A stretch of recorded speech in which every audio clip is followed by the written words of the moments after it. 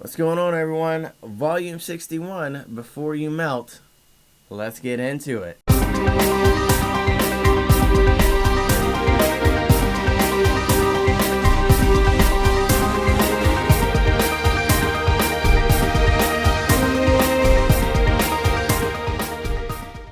Alright, a Volume 61, Before You Melt. This one looks interesting. I'm just checking out the packaging right off the bat. You can kind of see it looks like there's like a spacesuit in the jungle. And you could tell where it seems like part of the suit or the helmet is cracked here. Very interesting. Let's go ahead and take it off. Now, the first thing we have, obviously, we have all of our song titles and artists. Before we get into reading that, let's look at the cover a little bit more deeper. So, wow. It looks great. It really does. Let's go ahead and open it up. Wow. Interesting. I love like the kind of the painting. I don't want to say painting, but the artistic direction they went in with this is really cool. Once again, it's so hard to tell what this is going to be about. Vinyl Moon albums or their mixtapes you would think it's one thing and then it's the other. But let's go ahead and get right into Before You Melt, Volume 61. I would bet a golden VIP coin that every one of us have had moments of feeling out of sorts this year. That's definitely true. Feeling like you're in a weird place or even in a weird body, moving in strange ways, though a world that feels like strange ways. It continues to be a disorienting time, heavy and also unmooring. We somehow have too much gravity, and yet not enough at the same time. Our fingertips have long lost their grip on the sandy shores of sanity. Today, instead of paddling against the riptide, we play with leaning into these forces and riding the currents that push us afloat. Our bodies take on new shapes and weights, and they drift deeper into uncharted sonic territory. Buoyed by the natural energy of our precious green world as it pushes us through the percussive waves of thinning atmosphere. Soon enough, we definitely left the place we know behind, or maybe we left it. Actually, a lot of stuff still looks familiar. Perhaps I just took a nap, or mowed the lawn, or held on these balloons too long. Either way, something feels like a fresh dew on bright leaves, and that makes me feel a bit better. I hope you feel better too. Well, hopefully I do feel better with this one, but let's take a look at what this record's about.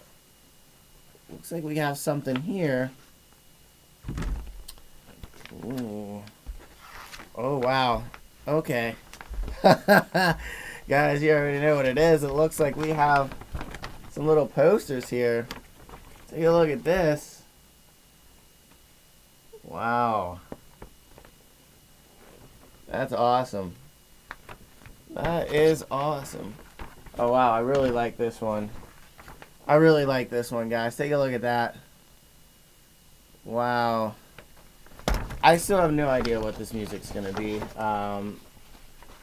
when it comes to this record. No idea. But let's take a look at this record, because I'm dying to see what it looks like. Wow. Wow. Well, it's this dark green. Very dark green. Ooh, man. Now, I know it's not going to show up on the camera that well. It's going to come up as like a maybe even bluish, but it is a very... That's a little bit better. It's a very dark green with black splotches. Looks super awesome. Really cool. I'm definitely excited to get this one on the turntable and then let you guys know exactly what I think of Volume 61. Be right back.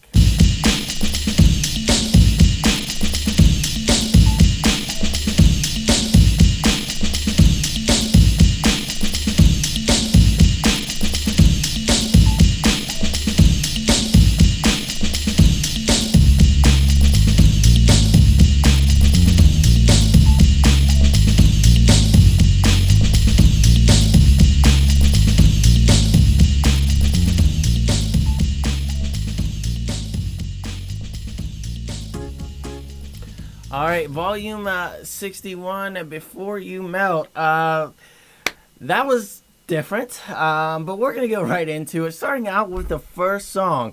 The name of the artist, Heads or Heads, the name of the song, Low Angles. It is a very synthy in the beginning and throughout. Spoken word, like the song, there really wasn't a singing, just mainly spoken word and positive overtone throughout the whole song.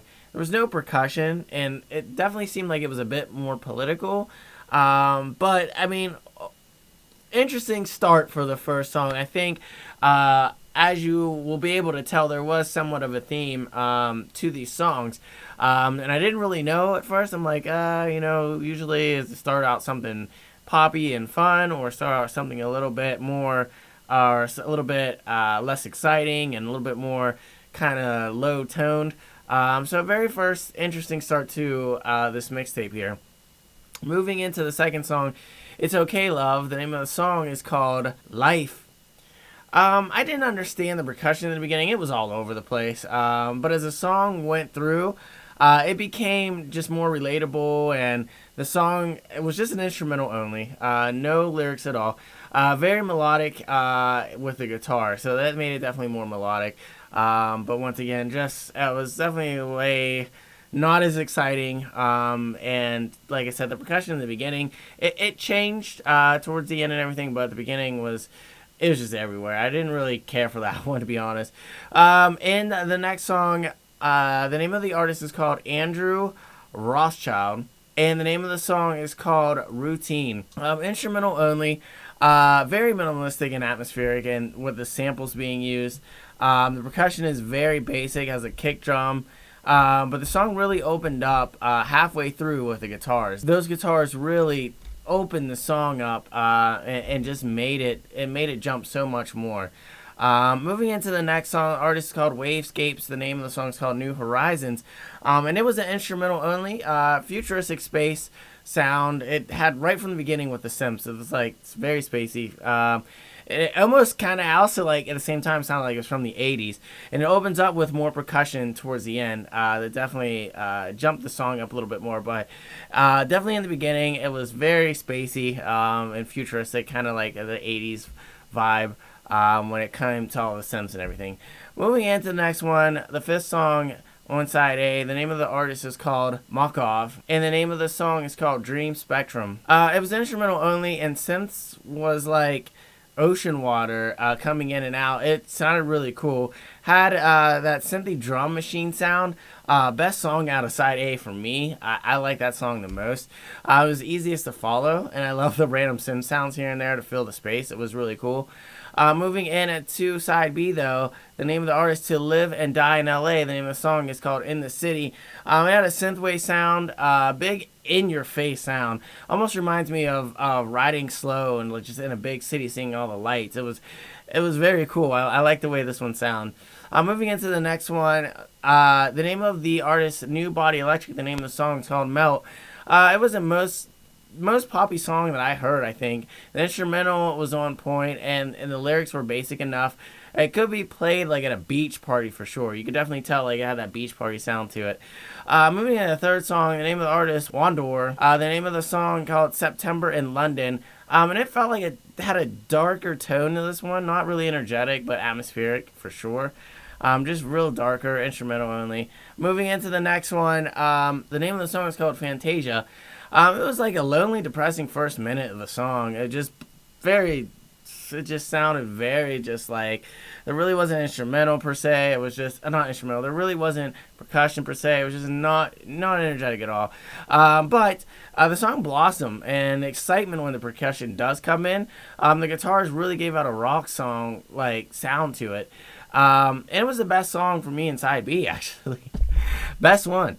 And then the last song, the name of the artist is White Indoors. The name of the song is called 20. Had an 80s feeling, very synthy, very spacey, cosmic, like, it almost like it could be in some type of video game, the way that it sounded. You can hear it towards the end, and a lot more of like the laser sounds came in the end. Sounded like spaceships were like, like Star Wars or something. So it was really cool. Other than that, yeah, that was it for Volume 61, Before You Melt.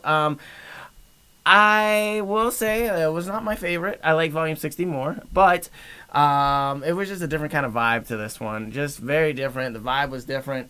The vibe was way more just kind of relaxing and just low tone, and also very like synthy on this one too. So it was still cool, and there was a couple songs that I did like, but other than that, yeah, I mean it was okay.